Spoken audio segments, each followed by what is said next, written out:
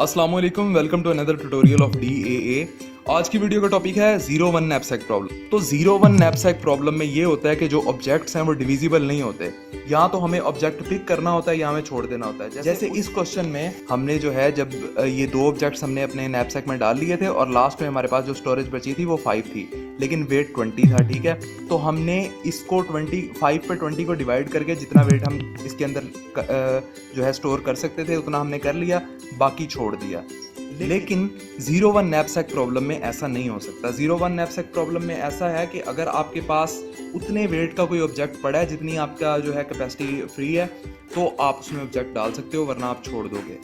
0-1 का मतलब ही यही है कि 0 मतलब छोड़ दो, लीव द ऑब्जेक्ट, और 1 मतलब के उठा लो। ठीक है, टेक द ऑब्जेक्ट। तो इसमें पॉसिबिलिटीज यही होती हैं कि यहाँ ऑब्जेक्ट उठा लें या हम ऑब्जेक्ट को छोड़ दें। तो इसमें आपने करना क्या है, आपने जितनी भी पॉसिबिलिटीज है ना वो आपने लिख लेनी है। पहले सबसे पहले आपने ये काम करना है। अब जितनी भी पॉसिबिलिटीज हैं वो आपने लिख लेनी है। इसका क्या मतलब है, ये कि यहाँ तो ये 4 ऑब्जेक्ट है ना, तो यहाँ तो हम कोई ऑब्जेक्ट भी नहीं उठाएंगे। अगर कोई ऑब्जेक्ट भी नहीं उठाएंगे तो 0 0 0 आ जाएगा।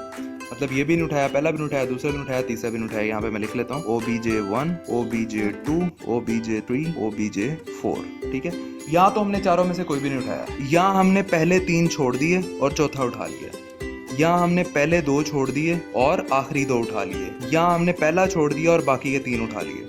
ठीक है, और या हमने चारों उठा लिए, या हमने पहला उठा लिया, बाकी के 3 छोड़ दिए। तो इस तरह से जितनी भी पॉसिबिलिटीज बनती हैं ना वो आपने राइट कर लेनी है। ठीक है, और उसके बाद आपने इसको बॉर्डर लगा देना। तो ये बॉर्डर ज़रा ठीक से नहीं बना मुझसे, तो गुजारा करेंगे इसके साथ ही, लेकिन आपने जो बॉर्डर बनाना है वो बेहतर बनाना है इससे। तो ये मैंने सारी पॉसिबिलिटीज़ लिख ली हैं कि क्या क्या पॉसिबिलिटीज़ हो सकती हैं, क्योंकि इसमें डिवाइड तो कर नहीं सकते, यहाँ तो हमने ऑब्जेक्ट उठाना है या छोड़ देना है। तो इसकी कैपेसिटी के हिसाब से तो जो टोटल कैपेसिटी है ना इस नैपसैक की, वो है हमारे पास 60। मतलब ये नैपसैक जो है ये 60 वेट जो है वो अपने अंदर स्टोर कर सकता है, इससे ज़्यादा नहीं कर सकता। ठीक है, तो अब हम देखेंगे कि हमने ऑब्जेक्ट्स कौन कौन से उठाने हैं। तो अगर हम सारे ऑब्जेक्ट्स ना उठाएं तो प्रॉफिट हमें कितना मिलेगा, 0। ठीक है, अगर हम सारे ऑब्जेक्ट छोड़ दें और एंड वाला ऑब्जेक्ट उठाएं तो प्रॉफिट हमें कितना मिलेगा, 200। लेकिन हमारी कैपेसिटी जो है वो 60 है, एंड वाले जो ऑब्जेक्ट है उसका वेट जो है वो 70 है, तो वेट कैपेसिटी से ज़्यादा हो रहा है, तो मतलब ये नहीं उठा सकते, इम्पॉसिबल है। तो इम्पॉसिबल लिख देंगे आप इसको। और थर्ड कंडीशन में ये है कि हम पहले 2 छोड़ दें और एंड वाले 2 उठा लें।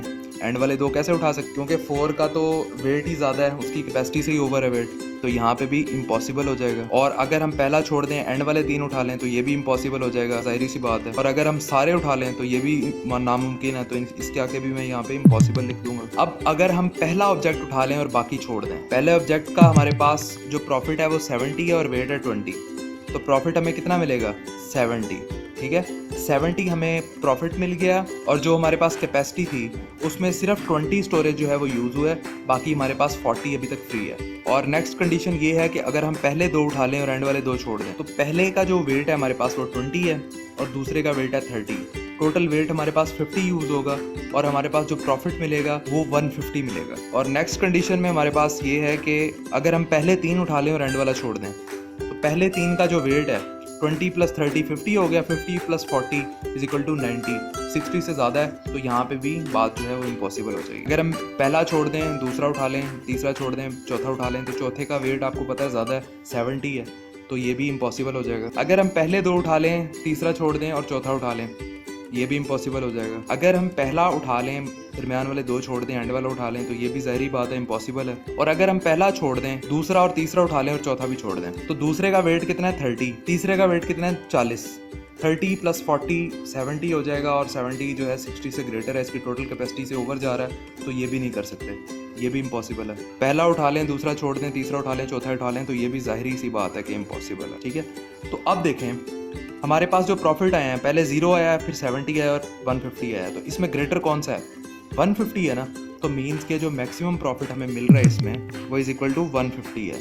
मतलब कि जो नैपसैक हमारे पास था यहाँ पे, उसकी कैपेसिटी थी 60 उसकी टोटल कैपेसिटी थी। तो हमने क्या किया, हमने इसमें चेक किया कि मैक्सिमम वेट कौन सा हम इसमें डाल सकते हैं 60 कैपेसिटी के हिसाब से। तो ये जो 150 है, यहाँ पे क्या हो रहा है कि हम पहला ऑब्जेक्ट उठा रहे हैं और दूसरा उठा रहे हैं और बाकी दो को हम छोड़ रहे हैं। तो यहाँ पे पहला ऑब्जेक्ट जो है वो मैंने उठा लिया, दूसरा ऑब्जेक्ट उठा लिया, ठीक है। पहले ऑब्जेक्ट ने जो वेट लिया वो लिया 20, दूसरे ऑब्जेक्ट ने जो वेट लिया वो लिया 30। टोटल वेट जो हमारा यूज़ हुआ इसमें, total weight is equal to वो 50 यूज़ हुआ।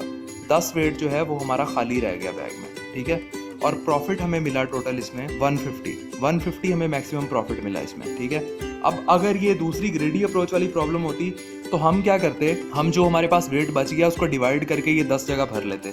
लेकिन अब हम ऐसे नहीं कर सकते, इसमें जो है चीज़ें डिवाइड नहीं होती। इसमें या हम ऑब्जेक्ट को टेक करते हैं या उसे छोड़ देते हैं, ठीक है। और ये था ब्रूट फोर्स मेथड। जो आपके पास नैपसैक की 0-1 प्रॉब्लम आएगी वो आप ब्रूट फोर्स मेथड से ही सॉल्व करोगे। बाकी जो पहले हमने जो क्वेश्चन सॉल्व किया है उसको आप उस तरह सॉल्व करोगे डिवाइड करके। तो उम्मीद करता हूँ ये चीज़ें आपको समझ आई होंगी। लेकिन अगर अभी भी आपको कोई प्रॉब्लम है, किसी चीज़ की समझ नहीं आई, कोई कन्फ्यूजन है, तो आप वीडियो के नीचे कमेंट करके मुझसे पूछ सकते हैं। मैं एज सून एज पॉसिबल आपको उसका रिप्लाई दूंगा। तो मिलते हैं नेक्स्ट ट्यूटोरियल में। Thanks for watching the video. Take care. अल्लाह हाफिज़।